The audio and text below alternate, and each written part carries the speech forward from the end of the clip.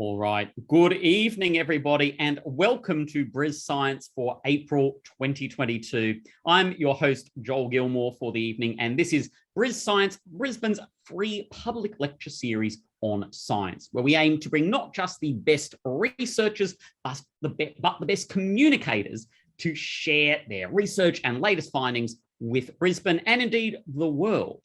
BrisScience is, of course, hosted by the University of Queensland. And I'd like to start by acknowledging the traditional owners of the many lands on which we're meeting tonight, and to pay my respect to elders both past and present. We, of course, had a hope to be back in person at the Edge, our wonderful partners at the State Library of Queensland tonight, but unfortunately, we haven't really fixed climate change yet. So Brisbane's just gone through yet another round of pretty bad floods. And so the cleanup is still going on. So we are once again online.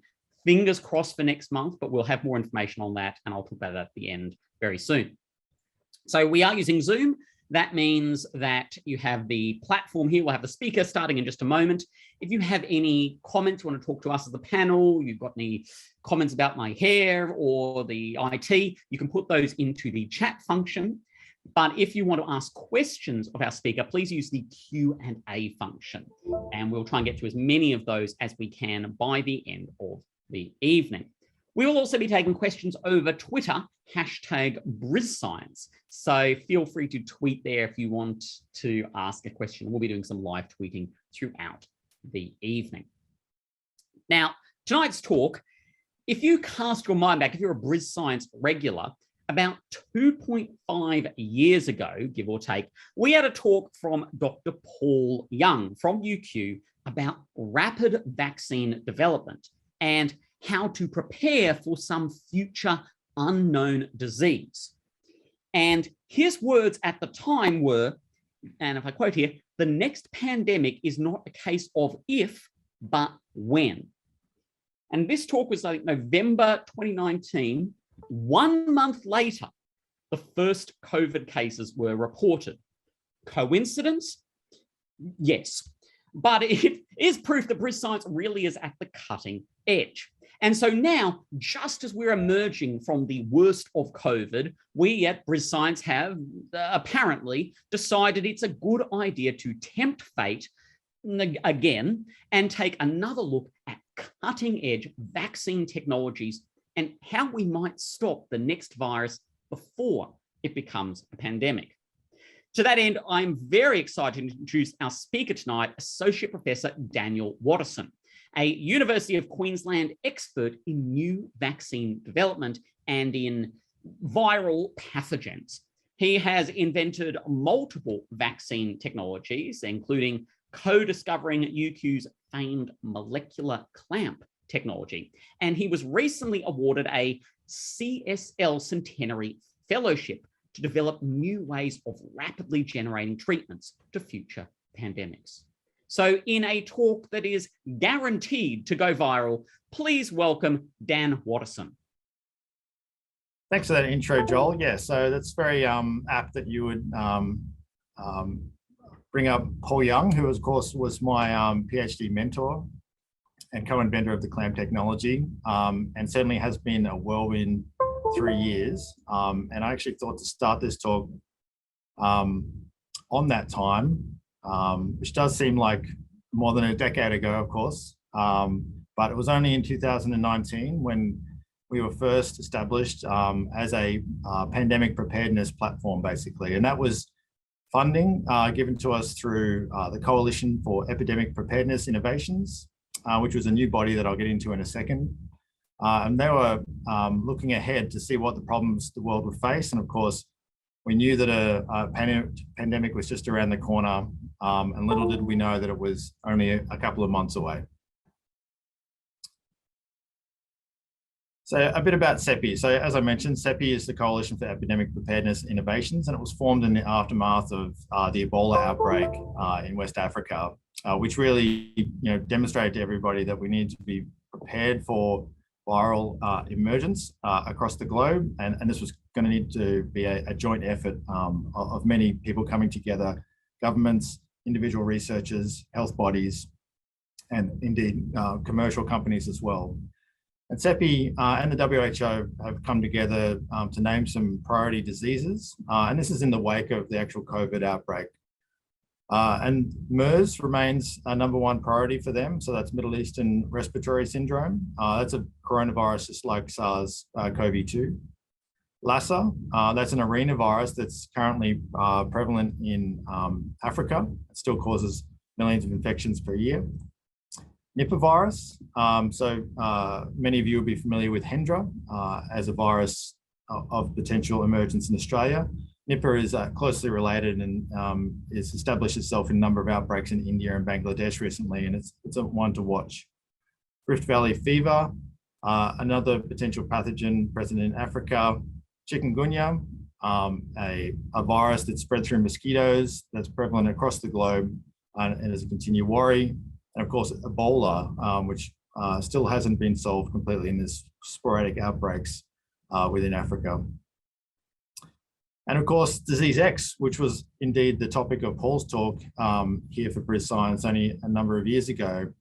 And to battle these, CEPI has and did announce funding for platform technologies to be able to develop a vaccine in record time. But these technologies require broad spectrum approaches. And so one way to approach this is to look for common features across the different viruses and exploit those as potential targets. We did this by looking at the architecture of the viral spike proteins that is across the different viruses. So MERS, Lassa, Nipah, and Ebola, they're all class 1 fusion proteins. That might not mean much to you, but basically it means that they all have a very similar architecture to their viral glycoprotein. And we can exploit that to make a vaccine platform that enables us to make the proteins of these viruses in their true antigenic form. And we did this, of course, using the molecular clamp. So the molecular clamp is a trimer itself. And you can think of it as sort of a little domain that you attach to the end of your protein, and it stabilizes it by bringing the termini of the protein together in one unit. And there's reasons why you'd want to do this, which I'll get into in a second, but it has a number of advantages, which is it provides a universal method of stabilization, a universal method for manufacturing, and a universal method for purification. And this third element is not to be undersold because we need to be able to make a vaccine in record time and produce it and get into humans within a matter of months. So how does the molecular clamp work? Well, as I said, it exploits the trimeric architecture of viral glycoproteins. So you can see here an image which is now famous on the left, which is the SARS-CoV-2 virus.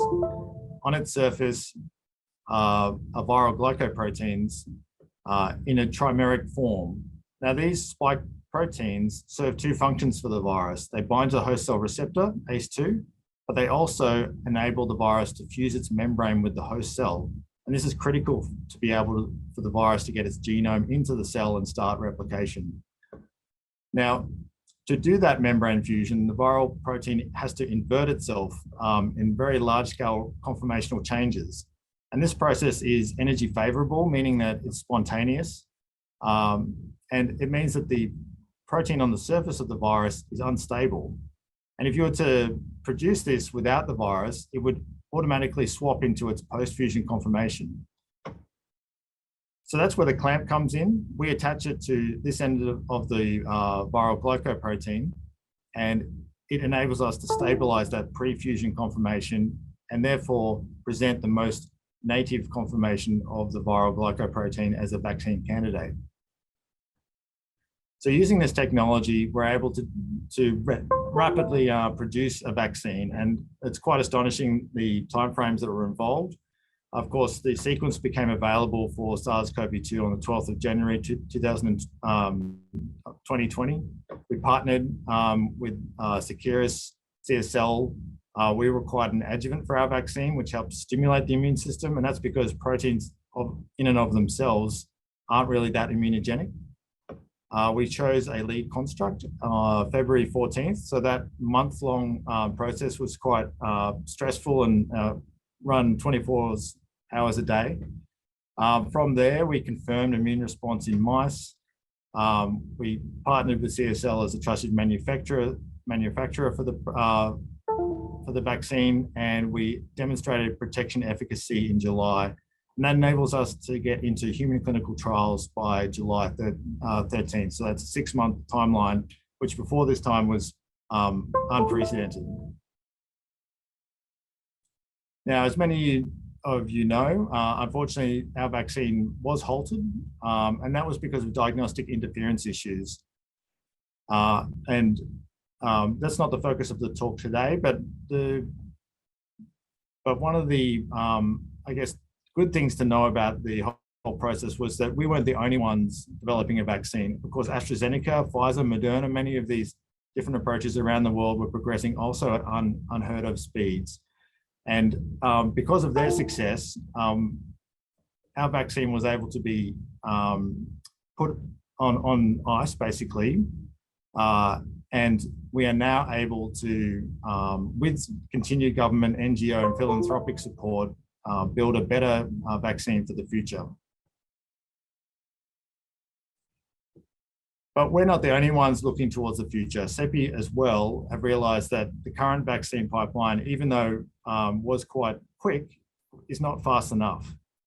So they've set a new challenge, which is the development of a vaccine and into humans within 100 days.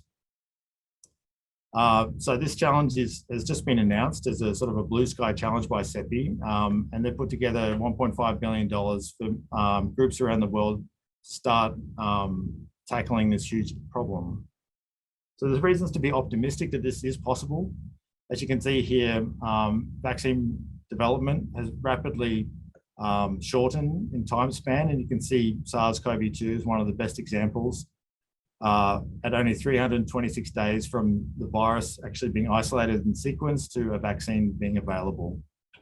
But let's put that in context. You can see here the cumulative cases of COVID-2, which obviously rise dramatically over time as we've had waves of this virus spread across the globe.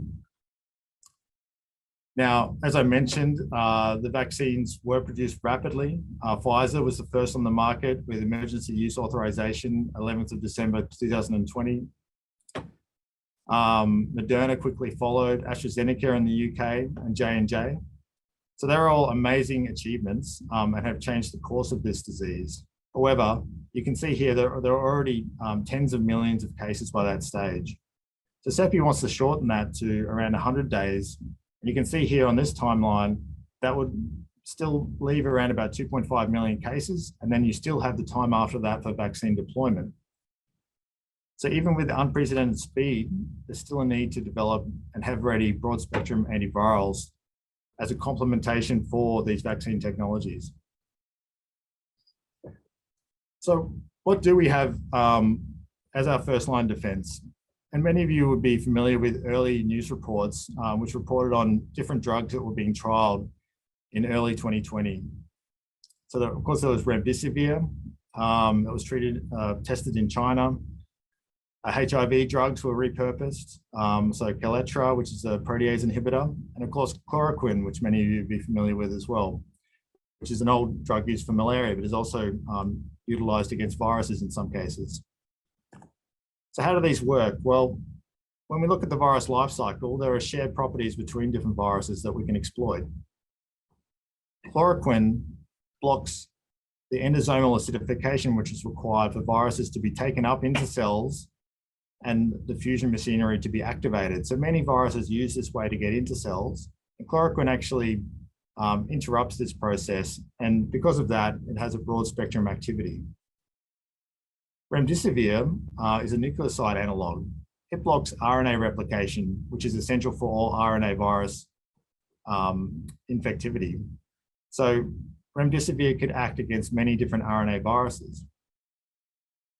Kaletra and other protease inhibitors block enzymes that the viruses require to process their individual proteins. And because of this, we can target multiple viruses using single classes of drugs. So while these are all good candidates, they have particular properties which are quite attractive. They're orally available, so they could be distributed widely. They've got established safety profiles. They've been in humans before. However, the in vitro activity may be deceiving. So a lot of these early reports showed that these antiviral compounds were quite active against SARS, but that's against the virus in culture, not in a human being, where there's a lot of off-target activity and bioavailability issues. So as an alternative, antibody therapy is an attractive target. These block the virus before infection. We have known production methods. Many antibodies are now used as cancer therapies. However, they take time to develop, particularly for new targets.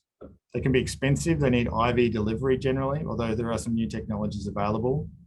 And a sort of an alternative plasma therapy is possible from somebody who's recovered from the virus, but it's not an ideal solution. So looking a bit deeper at therapeutic antibodies, we can take a look at some of the ones that became available for SARS-CoV-2. And as you can see, Regeneron was the first antibody on the market, and that took around about a year. On November 21st, 2020, a cocktail of antibodies became available. That was quickly followed by a range of other antibodies. And they all principally targeted the spike protein, and in particular, the receptor binding domain on the terminus of the viral protein, which interacts with the human ACE2 receptor. The antibodies themselves have these unique Y-shaped structure, which you may be familiar with. And that has basically two components: a variable region, which defines what protein that this antibody can bind to. So if it's a SARS-CoV-2 binder, or if it is an influenza binder or a cancer target, and a constant region, which is shared for all of those particular antibody classes. And that's the part that interacts with your host cell and enables the antibody to have some protective properties. So how are these antibodies so specific? There's obviously an infinite number of different viruses that could be produced, but the human immune response has to react against these. And the human genome is too small to encode all these possible sequences. So we get around this by recombining individual genes that are in the human genome. So you have around 40 copies of V alleles or variable alleles, and these are combined with D and J alleles, which forms the region that interacts with the protein of interest. This is then combined with a light chain, and through all these different combinations, millions of different antibodies are possible using not that many components to start with. As infection evolves and your antibody response in turn reacts to this, your body also produces somatic hypermutation of B cells. And this produces even more changes that are targeted towards the variable domains. And from this, we get trillions of different possible antibodies.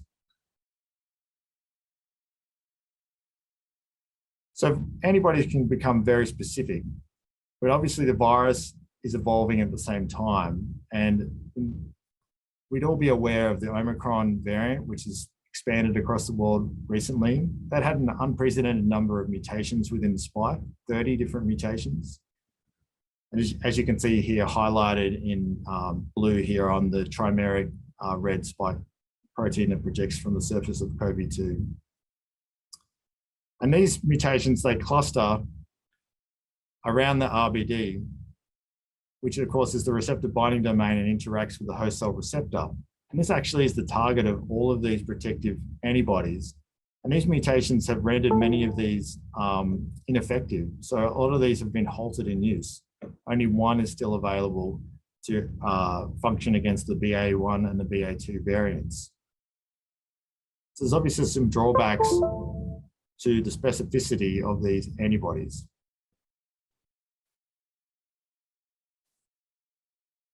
So how does our body do pandemic preparedness?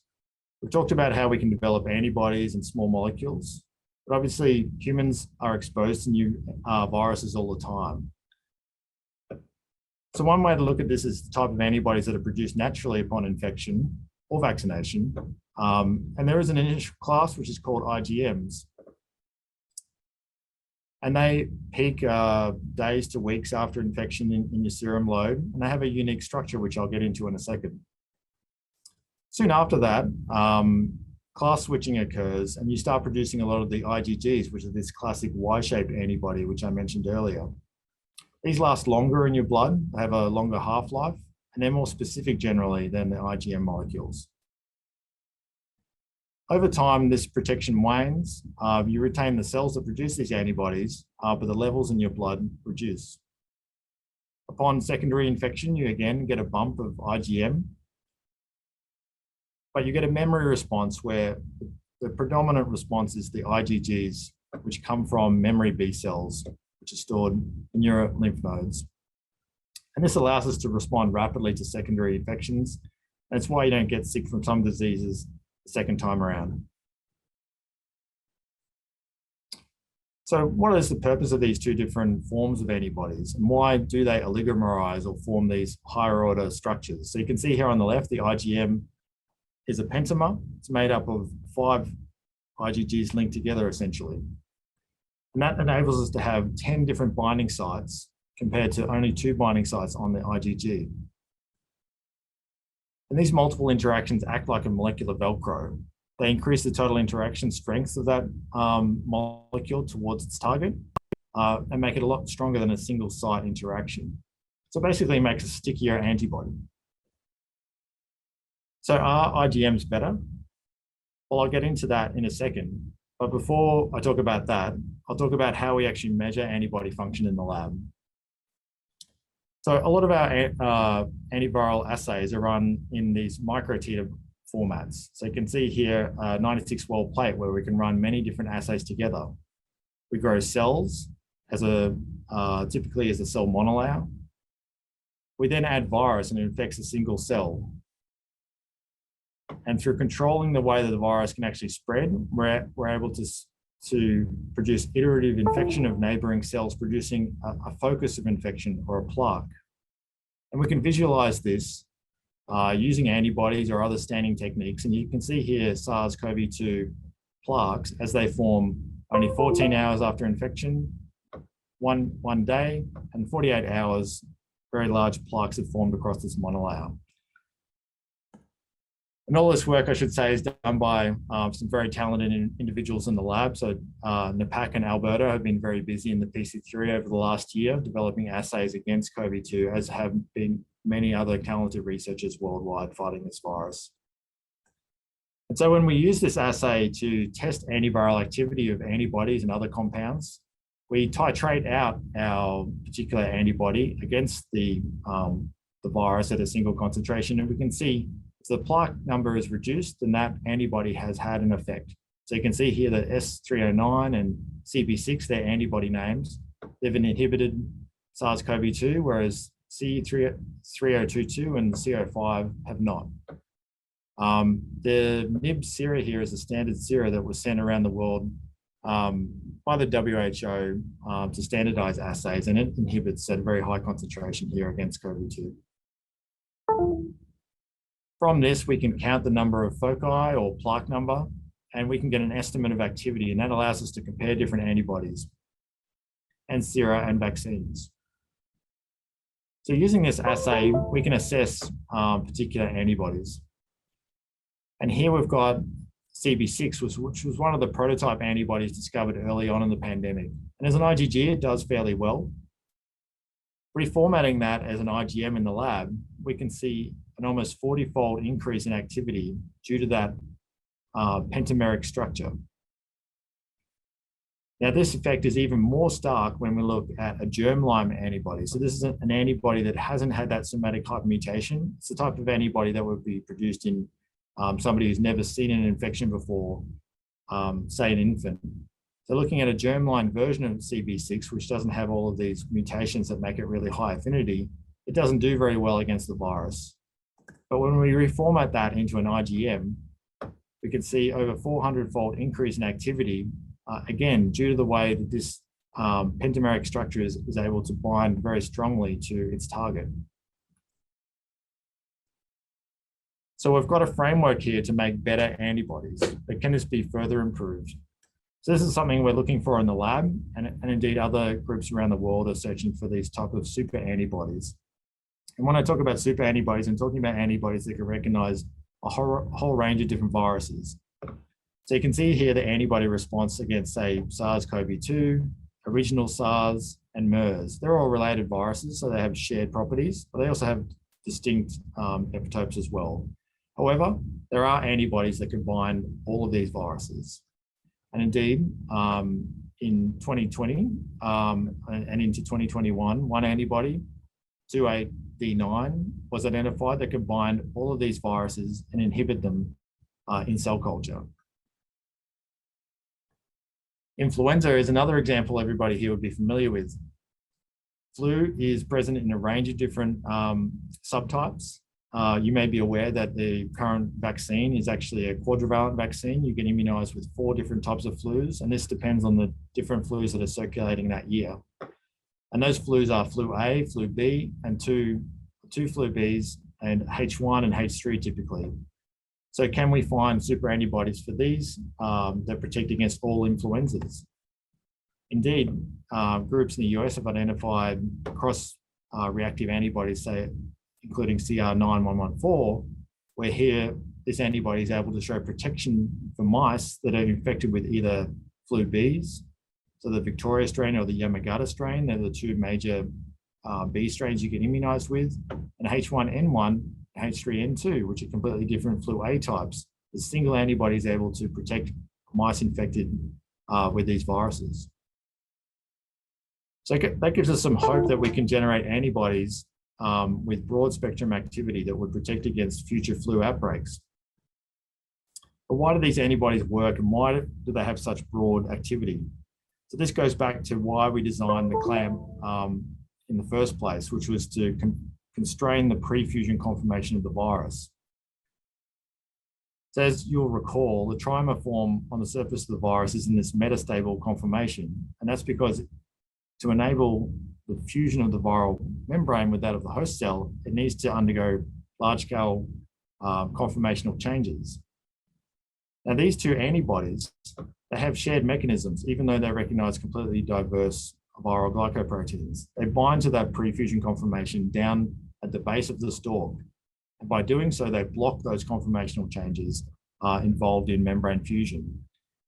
And that's the reason why they're actually that cross-reactive, because they're binding to the sites that the virus can't mutate quickly away from. They're essential to the viral infectivity, and because of that, the virus is unable to generate escape mutants quickly.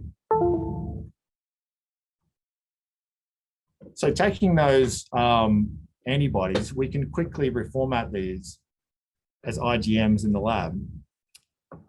And we do this through recombinant technologies where we swap over the variable domains between, say, an IgG and an IgM, and we produce these and purify them in small-scale expression runs, which are adequate for us to assess. And that's something we're doing right now in the lab for a range of different viruses. But there are other problems with producing IgMs. And that comes to, can we produce enough in a safe and controlled manner for large-scale deployment? These need to be reproducible, and scalable. You can see here a massive 2,000-liter mammalian cell culture tank, which is generally what's used to produce, a pharmaceutical-grade antibody against targeting cancer or another virus. This dwarfs the type of expression we do in the lab, which is only 30 mil cultures. However, IgMs are complex compared to IgGs. Their oligomeric nature, even though that's what gives them their high potency, that makes them heterogeneous, which is not ideal for production. So we need to optimize this process, and that's something that groups around the world are looking at now, that the efficacy of IgMs has been realized, and also recombinant technology has been improved. It's also possible that IgMs themselves could be stabilized through directed mutagenesis to the actual constant domain. These are all things that are future directions for IgM therapeutics. But while that is one area that needs to be a lot of focus, there are also some areas that are showing some promise. including different applications. As I mentioned earlier, IgGs are generally applied intravenously, but you can also apply them towards the site of infection. And for SARS-CoV-2 or Nipah, that's within the respiratory tract. So one group has done this recently for a anti-SARS-CoV-2 mAb IgM called AF750. By applying this directly to the airway of mice, they were able to monitor the biodistribution of that antibody over time and showed that it accumulated and stayed present up to 3 days in the nasal cavity of these mice.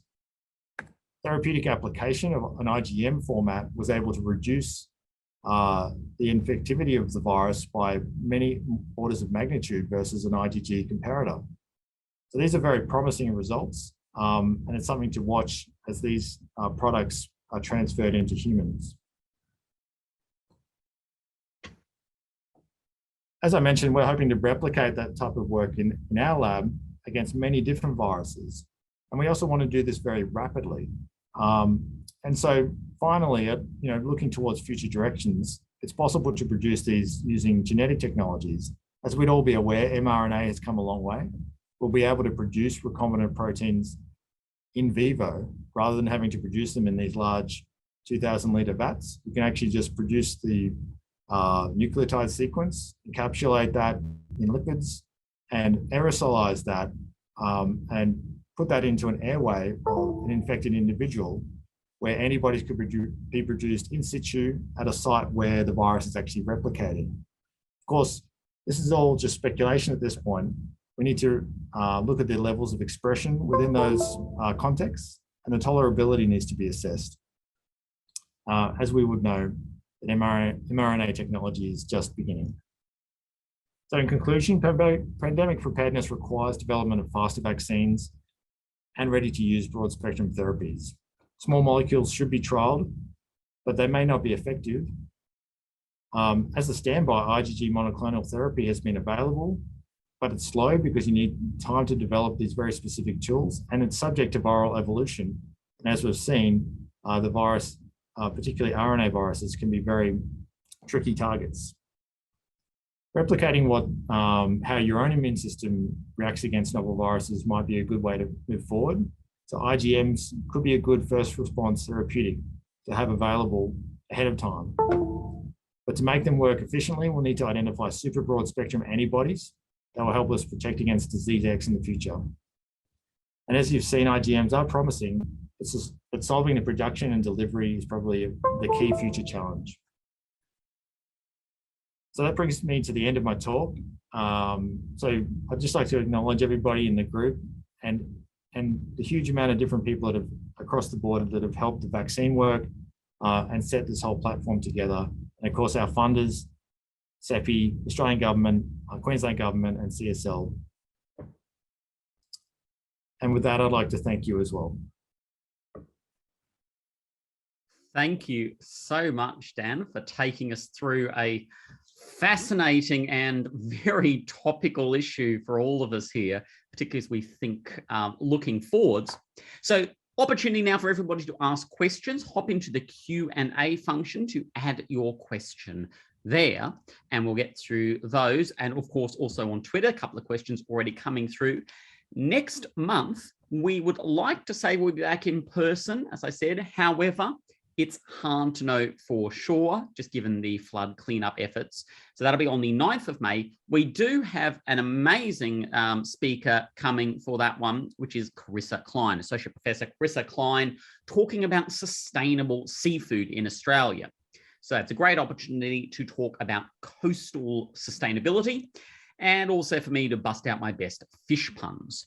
So make sure you join us for that one, and we can have a great discussion there. More information about that, and also, of course, the whether you need to get tickets, where there is a small nominal fee for those tickets, catering, etc. More information will come soon. So make sure you head to our website or our Facebook page, sign up to our mailing list for all those all that information, and of course to make sure you get your tickets as quickly as possible if needed, because we will still be having assigned seating in COVID.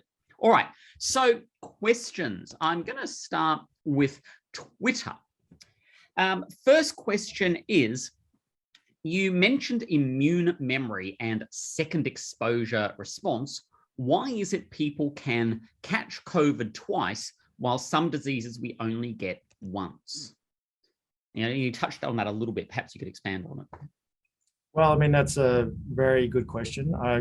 We need to be upfront. Science doesn't have all the answers to these things. It should be noted that we knew that coronaviruses, from the common cold perspective, were quite tricky in terms of the immune response. It does seem like your antibody response does wane quickly over time. The spike protein is quite large, so your immune response may not be directed at really ideal targets on the surface of the protein. And you also might have something which is called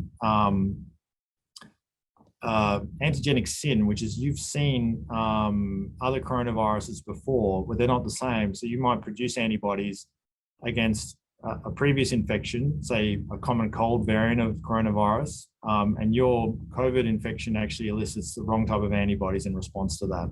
So there are a range of different reasons, but it's something that is an area of active research and something that's going to inform all future vaccine design. Right, thank you. Chris asks, I think I heard that chloroquine is illegal or a serious fine for doctors to prescribe for COVID. Is it dangerous? Well, I mean, obviously we'd leave I'm a molecular virologist, so I'll leave the GPs to answer those types of questions. But I can say that chloroquine has been used widely for many decades in different formats against malaria. So it does have a safety profile which is established. I think it's probably not very efficacious against SARS-CoV-2. So that would probably be my concern there. Right, yes, and yeah, appreciating none of this is medical advice from you or from BrisScience here tonight. Okay, another question from Twitter. Is there a disease that you think would be worse than others for the next pandemic? I'm guessing that's sort of around, vaccine response or how quickly we could develop something. Yeah, there are a range of different worries. I think, probably the top of the list would be something like a Nipah or influenza. Influenza is obviously can spread very rapidly. There is high path versions of that, say like bird flu that we're seeing year after year appearing. But of course, the Nipah viruses such as Nipah and Hendra are also a big concern. Hendra doesn't seem to be able to be spread directly from human to human. There's been some cases of that for Nipah. And that's a lot more deadly virus than SARS-CoV-2. It gets into your central nervous system as well. So it's quite a nasty virus and it's very hard to actually treat. So that would be major concerns in a future outbreak for a more severe disease. But of course, maybe that would temper its spread as well. So there's probably different scenarios that might play out. Yeah, interesting. Question here from Twitter, from John. Does antiviral development require the same massive clinical trials as vaccine development? Well, for a novel one, potentially. I mean, you need to establish safety as well, but I mean, that's why a lot of these ones that were, tested first that are, being repurposed from another target. So that was one of the advantages. So they've got a good safety profile. They just need to be tested in a population which might be exposed to the virus. But I think, we need to be careful that this needs to be tested in a range of different cohorts across, different populations to make sure that it's not only working in some scenarios and not in others. So there definitely needs to be proper testing, but you have an advantage over a vaccine which need to be developed from scratch. Yeah. Again, this comes back to your argument around being prepared and trying to do all the work up front, I guess, and ready to go. Yeah. Right. So maybe we're almost out of time. I might just lead into a couple of big picture questions if you're ready for some, armchair speculation. So we've got a question here. what do you think that governments and researchers would do differently next time? It might be followed to that, the next suspicious virus reports come in or whatever. What do you think that response would look like? How would things be different? I think I was generally very impressed with the scientific reaction to SARS-CoV-2. Everybody got together and was sharing a lot of information. I think that has slowed down a little bit towards the tail end of the pandemic, which is a bit of concern. That so I would caution against information not being shared rapidly. So that was something that was really positive about the response. I think that we had some really interesting Zoom meetings early on with many different vaccine makers around the world. We really wanted the vaccines to have a chance. And early on, people didn't know whether or not it was even possible to make a vaccine against a coronavirus. And I guess governments weren't willing to actually back the vaccine sufficiently to be able to enact what was required to stop its spread initially. So I think now, maybe there would be some more belief in the scientific response, and people would actually be able to enact government policies which slow down the virus spread, enable us to make the vaccine in the meantime, and we would end up with less infections overall. Yeah, great. All right, and maybe my last question is, and I'm going to merge a couple here. Will humans always have to live with viruses, or could there ever be a universal vaccine or a super antibody? What's the long-term future? Look, it's hard to know. I mean, we're just beginning, really, aren't we? So, but we look deeper. There's even more viruses around the corner. So they're everywhere. They're omnipresent. They change. So it's likely that they'll be here forever. That said, there is also viruses that serve some symbiotic functions for us as well. So we don't want to have a scenario where we're wiping out all viruses, but we need to understand which ones are going to be pathogenic ahead of time. So I think probably not around the corner, not in my lifetime, they're going to wipe out all pathogenic viruses. Right. Well, look, thank you so much, Dan, for sharing such a broad-ranging talk, and then similarly a broad-ranging Q&A. And thank you for the fantastic work that you've been doing and sharing it with us this evening. Please join me in a virtual round of applause. And thank you to everybody for coming along to BrisScience this evening. It's great to have you logging in from home. This talk, and of course our others, will be up on YouTube in the very near future. And I really look forward to seeing you next month. In the meantime, of course, COVID is still out there, so make sure not to relax your vigilance just yet. And hopefully we'll be back in person very soon. Again, thank you, Dan, and have a great evening, everybody. We'll see you next time.